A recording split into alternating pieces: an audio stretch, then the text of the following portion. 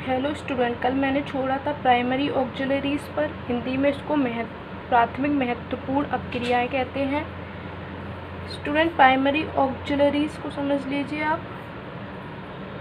Primary auxiliaries में B क्रिया के रूप में इज, एम, आर, बाज, बर यूज होते हैं। हैव के रूप में हैज़, हैव, हैड यूज होते हैं तथा डू के रूप में डू, डज, डिड का प्रयोग फुल वर्ब्स के साथ अलग अलग टेंस के बनाने तथा नेगेटिव और इंटेरोगेटिव सेंटेंस बनाने में होता है। लिखकर समझ लीजिए। बी में आपका इज, एम, आर, बाज, बर का यूज होता है।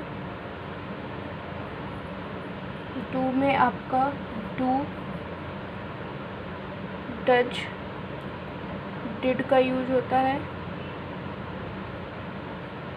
हैव में हैज, हैव और हैड का यूज होता है। इन तीनों अपक्रियाओं का यूज अलग अलग टेंस के हिसाब से होता है। इनसे आप नेगेटिव व इंटेरोगेटिव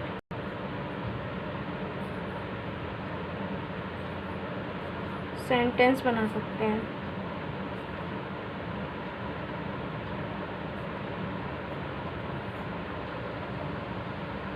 ये आपकी प्राथमिक महत्वपूर्ण क्रियाएं होती हैं। दूसरा पॉइंट था आपका मॉडल ऑक्सिलरीज। मॉडल ऑक्सिलरीज विधि सूचक क्रियाएं। मॉडल ऑक्सिलरीज काम करने के ढंग को बताने के लिए फुल वर्ब्स की सहायता करती हैं। मॉडल ऑक्सिलरीज आपकी होती हैं can, could, shall, should, will,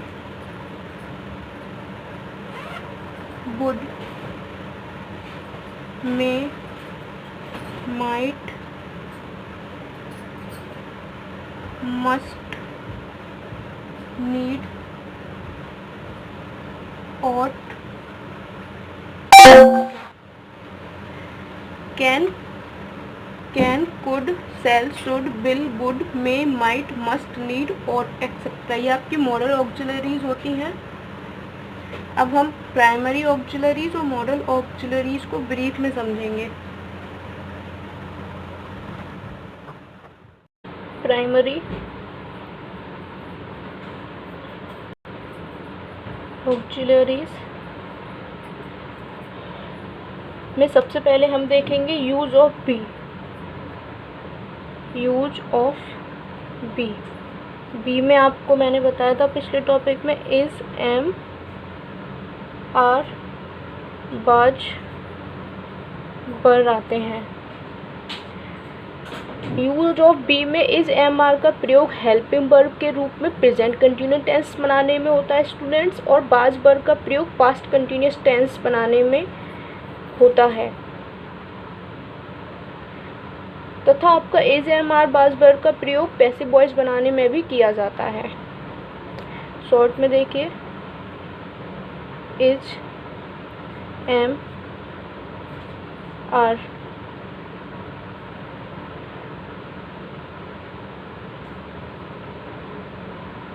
present continuous tense में और बाज पर आपका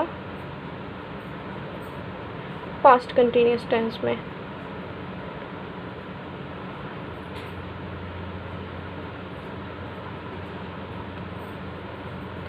तथा is, am, are,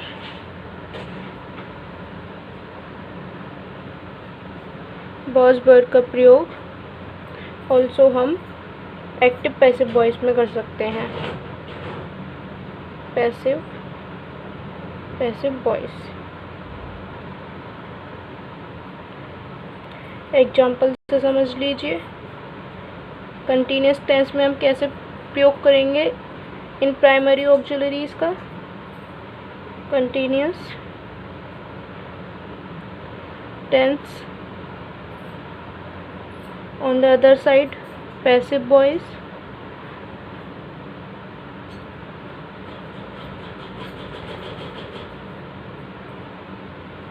first example हम आपको लेंगे, he is writing an essay. I am helping you. You are eating mangoes. You are eating mangoes. I am loved by him.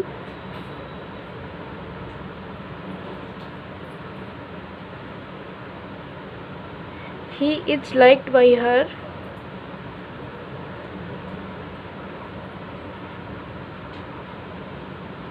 He was killed.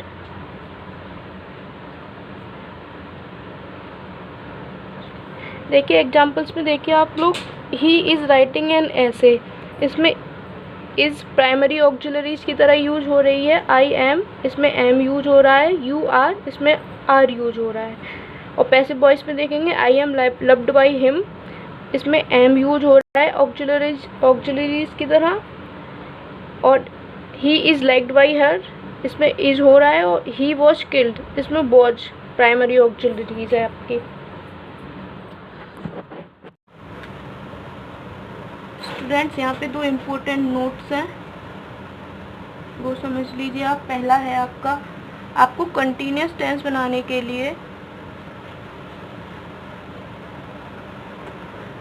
लिए एक फॉर्मूला है. Continuous tense बनाने के लिए आपको सबसे पहले बी का यूज करना होगा, फिर फुल वर्ब का यूज करना होगा, प्लस आईएनजी.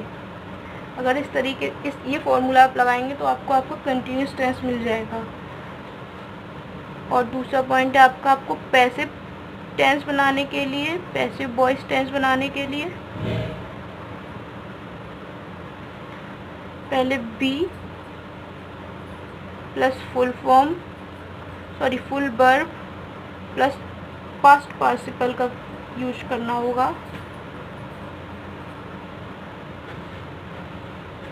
अगर आप ये वाला फॉर्मूला लगाते हैं तो आपका सेंटेंस पैसिव वॉइस में बन जाएगा. तथा दूसरा नोट है, जब आप इज, एम, आर, बाज, बर का यूज मेन वर्ब की तरह करेंगे,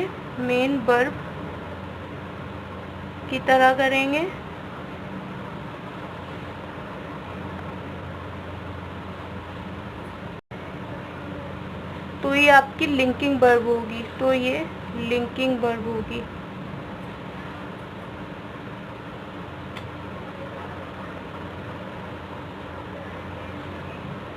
तथा आप इज, एम, आर तथा वाज वर्ब का प्रयोग हेल्पिंग वर्ब की तरह करेंगे.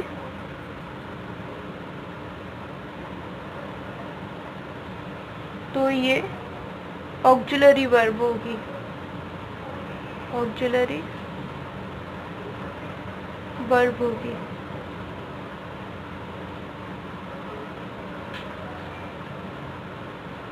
नेक्स्ट पॉइंट है आपका, जैसे हमने पिछली बार लिया था यूज ऑफ बी, अब है आपका यूज ऑफ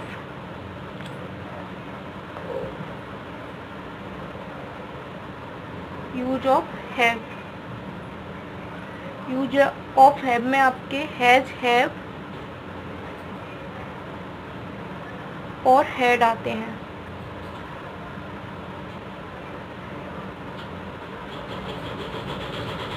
समझिए हैज और हैड को किस तरह से यूज करते हैं. हैव व हैज का प्रयोग हम हेल्पिंग वर्ब के रूप में प्रेजेंट परफेक्ट टेंस में करते हैं.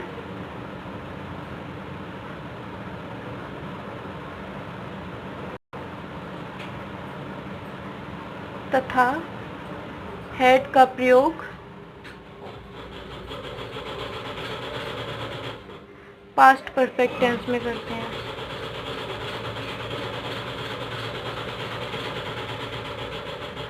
टेंस में करते हैं।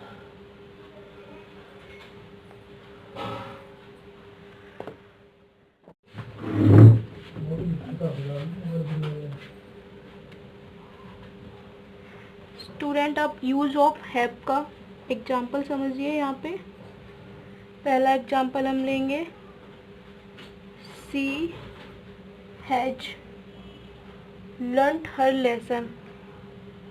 Learned her lesson. He had not written a letter. He. Second example है आपका, he had not written a letter.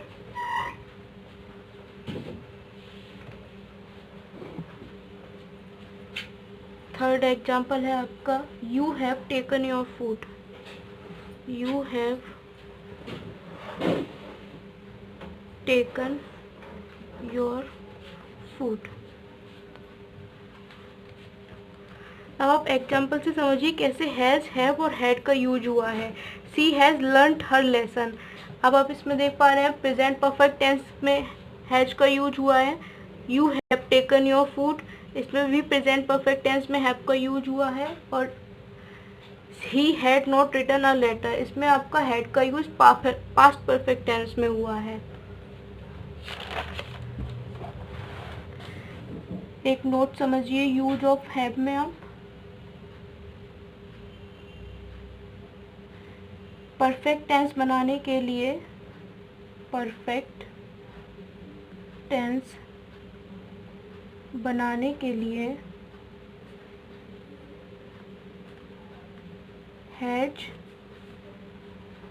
Have, had में से किसी एक का ही यूज होता है। किसी एक का प्रयोग होता है।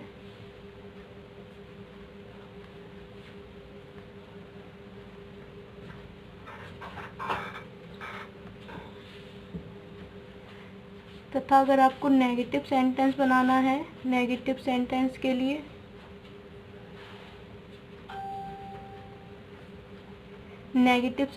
के लिए आपकी फुल वर्ब, नेगेटिव सेंटेंस में फुल वर्ब्स से पहले नोट लगा देते हैं। नोट लगा देते हैं। एग्जाम्पल देख लीजिए, he has not gone home. देख पा रहे हैं स्टूडेंट, आप नोट लगाए। आप he has not gone home, इसमें हैज के बाद आपका नोट लगाए फुल वर्ब के बाद। तीसरा पॉइंट था आपका प्राइमरी ऑक्सिलरीज में यूज ऑफ डू। डू में आपके आते थे do, does and did.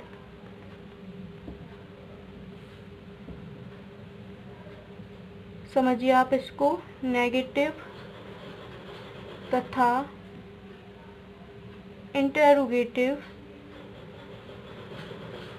Sentence में फुल वर्ब्स की सहायता के लिए डू, डज, डिड का प्रयोग होता है। फुल वर्ब्स की सहायता के लिए डू, डज, डिड का प्रयोग होता है। एग्जाम्पल देखिए आप। First example, do as she did. यहाँ पे आपका डू का प्रयोग हुआ है, डिड का प्रयोग हुआ है। सेकंड एग्जाम्पल देखिए, आई डू माई बल्क, यहाँ पे आपका डू का यूज हुआ है। स्टूडेंट अब आपका सेकंड पॉइंट था, पहले तो मैंने आपको प्राइमरी ऑक्सिलरी समझा दिया है, आई होप आपको समझ आया होगा। अब आपका दूसरा पॉइंट था मॉडल ऑक्सिलरीज, जो मैंने आपको पहले वर्ब के 4 पार्ट बताए थे, उसमें आपको यहाँ पे मैंने आपको बताए थे वर्ब के पार्ट, ऑक्सिलरीज वर्ब के, प्राइमरी ऑक्सिलरीज तथा मॉडल ऑक्सिलरीज। प्राइमरी ऑक्सिलरीज मैंने आपको पूरा बता दिया है। अब हम आपको बताएंगे model auxiliaries. Model auxiliaries student, model auxiliaries को आप ऐसे समझ सकते हैं कि जो हेल्पिंग वर्ब्स किसी भी कार्य का ढंग प्रकट करने के लिए फुल वर्ब्स की मदद करती हैं, वो मॉडल ऑक्सिलरीज कहलाती हैं। लिख के दिखा देती हूँ आपको। जो भी हेल्पिंग वर्ब कार्य के ढंग को प्रकट करने के लिए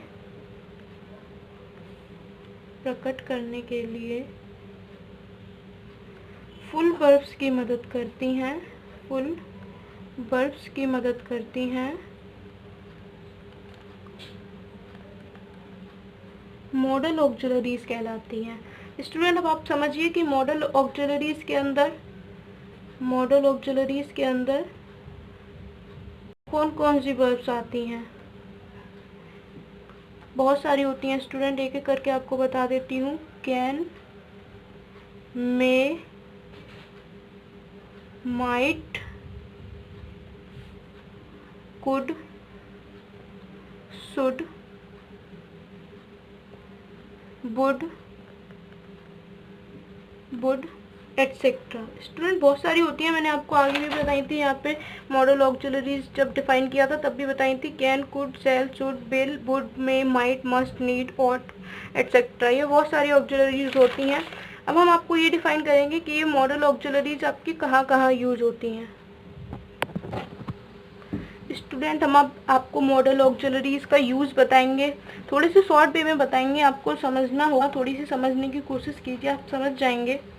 स्टूडेंट सबसे पहले हम आपको बताएंगे use of number first can and could.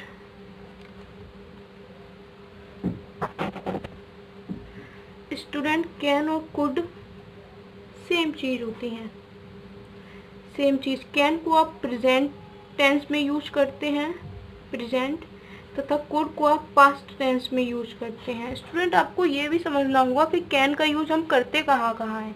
Can का यूज हम power, ability, permission,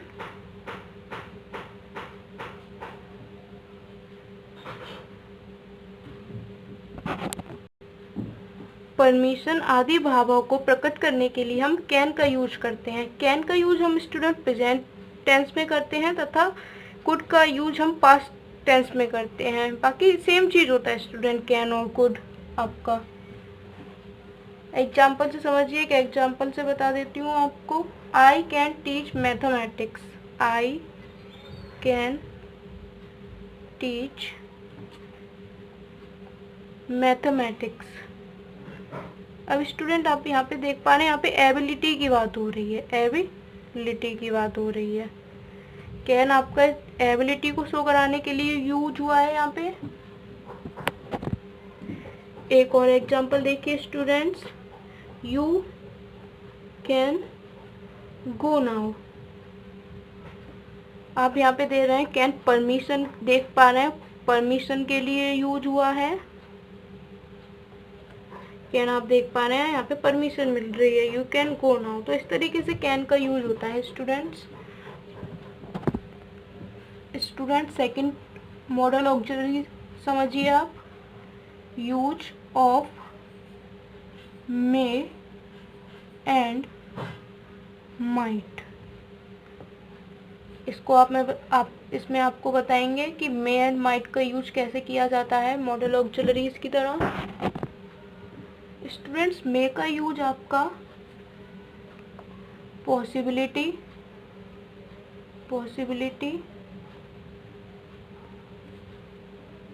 wish, permission तथा पर्पज के लिए होता है। सेम आपका माइट का भी यही सीन है स्टूडेंट, इसका यूज भी पॉसिबिलिटी, विश, परमिशन तथा पर्पस के लिए होता है। बस डिफरेंस इतना सा है स्टूडेंट्स, मे का यूज आपका प्रेजेंट टेंस के लिए किया जाता है और माइट का यूज आपका पास्ट टेंस के लिए किया जाता है। सेम कंडीशन आपकी कैन और कुड वाली है स्टूडेंट, आप थोड़ा सा अगर इसको कनेक्ट करेंगे तो आप समझ जाएंगे। कैन का यूज प्रेजेंट टेंस में होता है तथा मे का यूज भी प्रेजेंट टेंस में होता है। कुड का यूज पास्ट टेंस में होता है तथा माइट का यूज भी पास्ट टेंस में होता है। बस आपको ये ध्यान देना होगा कि इसका use possibility, wish, permission, purpose के लिए होता है तथा कैन का use only present, power, ability and permission के लिए होता है। एग्जाम्पल से समझ लीजिए। Example first, it may rain today. Student आप यहाँ पे समझ पा रहे होंगे, ये पॉसिबिलिटी दिखाई जा रही है कि आज वर्षा हो सकती है। It may rain today. एक और एग्जाम्पल ले लीजिए, मे आई कम इन। आप देख पा रहे हैं यहाँ पे परमिशन के लिए मे का यूज हो रहा है। क्या मैं अंदर आ सकती हूँ, यहाँ पे मे का यूज परमिशन के लिए हो रहा है, यहाँ पे पॉसिबिलिटी के लिए हो रहा है। स्टूडेंट एक एग्जांपल और समझ लीजिए आप पास्ट टेंस का, I hoped that he might succeed. He might succeed. Student इस टेंस का सेंटेंस का मतलब है मैं आशा करता था कि वह सफल हो जाए। तो आप देख पा रहे हैं ये पास्ट टेंस में है तो हम इसमें माइट का यूज करेंगे। स्टूडेंट अब आपका थर्ड पॉइंट था यूज ऑफ सेल। स्टूडेंट चूंकि ये टॉपिक काफ़ी बड़ा है, अगर मैं आपको पूरा लिख के दिखाती तो मुझे बहुत टाइम लग जाता, वीडियो भी काफ़ी लंबा हो जाता, इसलिए मैंने आपके लिए पहले से थर्ड और फोर्थ पॉइंट लिख के रखा है, क्योंकि आपका थर्ड पॉइंट है यूज ऑफ सेल। सेल का अर्थ होता है गा, गी, गे। स्टूडेंट फर्स्ट पर्सन के साथ सेल का यूज होता है तथा सेकंड व थर्ड पर्सन के साथ सेल का यूज प्रॉमिस, कमांड तथा डिटर्मिनेशन का बोध कराता है। समझ पा रहे हैं स्टूडेंट अब मैं क्या कह रही हूँ। सेल का अर्थ होता है गा, गी, गे। फर्स्ट पर्सन के साथ सेल का यूज किया जाता है तथा सेकंड और थर्ड के साथ सेल का यूज प्रॉमिस, कमांड, डिटर्मिनेशन आदि का बोध कराता है। फर्स्ट एग्जांपल से देखिए आप लोग, I shall go to my school. आप देख पा रहे हैं आई आपका फर्स्ट पर्सन है, इसके साथ सेल लगा हुआ है।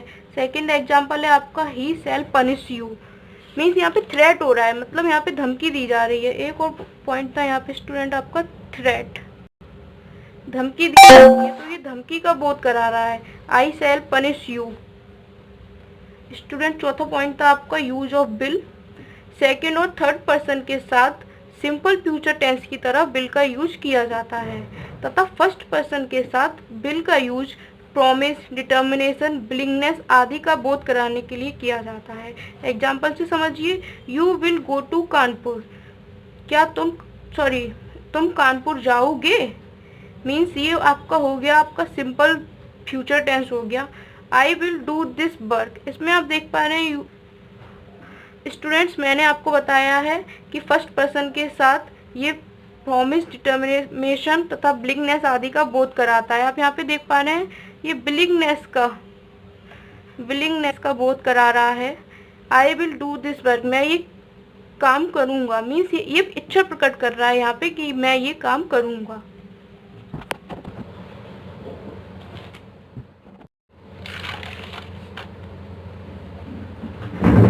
स्टूडेंट्स अब आपका फोर्थ पॉइंट के बाद फिफ्थ पॉइंट था use of should and would. Means student should and would का प्रयोग पास्ट टेंस में किया जाता है। जैसे स्टूडेंट्स मैंने आपको सेल और वुड बिल बताया था वैसे ही उसी तरह सेम यूज इसका होता है, बस डिफरेंस सिर्फ इतना है कि इसका यूज पास्ट टेंस में किया जाता है। 6 पॉइंट है आपका student, use of must. Must is used for चाहिए। अगर किसी वाक्य में चाहिए आ रहा है तो हम मस्ट का यूज करेंगे। स्टूडेंट एक पॉइंट यहाँ पे ये समझिए, मस्ट के प्रयोग से नेसेसिटी फिक्स डिटर्मिनेशन का बोध भी होता है। मतलब अगर आपको किसी भी सेंटेंस में नेसेसिटी या फिक्स डिटर्मिनेशन, एक दृढ़ निश्चय दिख रहा है तो आप उसमें मस्ट का यूज करेंगे। 7 पॉइंट था आपका use of need. Need is used for आवश्यकता। अगर आपको किसी भी सेंटेंस में आवश्यकता दिख रही है तो आप नीड का यूज करेंगे। स्टूडेंट यहाँ पे एक चीज़ ये और समझिए, नीड का यूज नेगेटिव और इंटेरोगेटिव सेंटेंस में किया जाता है। एग्जाम्पल से समझिए, ही नीड नॉट कम, ये आपका सेंटेंस हो गया negative. Need I meet you, ये आपका सेंटेंस हो गया इंटेरोगेटिव। सब ठीक है स्टूडेंट, समझ पा रहे होंगे आप। स्टूडेंट आपका लास्ट पॉइंट है 8 point, used of ought to। It is used as should. Student ought to आपका सेम शुड की तरह यूज किया जाता है, बस इसमें डिफरेंस बस इतना है, शुड के बाद आप टू नहीं लगा सकते, लेकिन ought to के बाद आपका टू लगाना बहुत कंपलसरी होता है। ought to के बाद अगर आपने टू नहीं लगाया तो सेंटेंस आपका गलत हो जाएगा। बाकी इसकी सेम प्रोसेस शुड की तरह होती है। एग्जाम्पल से समझिए student, we ought to obey our elders। इसमें आप देख रहे हैं ought के बाद मैंने टू लगाया है जो कि कंपलसरी होता है। अगर यहाँ पे शुड लगा होता तो हमें टू लगाने की कोई आवश्यकता नहीं है स्टूडेंट, लेकिन अगर हमने ought लगाया है तो टू यहाँ पे आपका कंपलसरी होगा। स्टूडेंट्स आपका आज का टॉपिक आपका ख़त्म हो गया है। मैंने प्राइमरी ऑक्सिलरी समझा दी, आपको मॉडल ऑक्सिलरी समझा दी। देख पा रहे हैं स्टूडेंट काफ़ी बड़ा हो गया था, इसलिए मैंने आपको पहले लिख के तक समझाया है, क्योंकि वीडियो काफ़ी बड़ा ना हो। अगर आपको समझ आए तो अच्छे से मन लगा के पढ़िए। स्टूडेंट पहले पार्ट ऑफ स्पीच में मैंने वर्ब टॉपिक ले लिया था, वर्ब टॉपिक ले लिया है, लेकिन अब मैं इसके बाद सारे इसके पार्ट बनाऊंगी, नाउन, प्रोनाउन एंड एक्सेट्रा। तो आप पहले वर्ब पढ़ लें, फिर मैं इसके और टॉपिक भी बताऊंगी। अगर आपको अच्छा लगे तो प्लीज़ लाइक एंड सब्सक्राइब।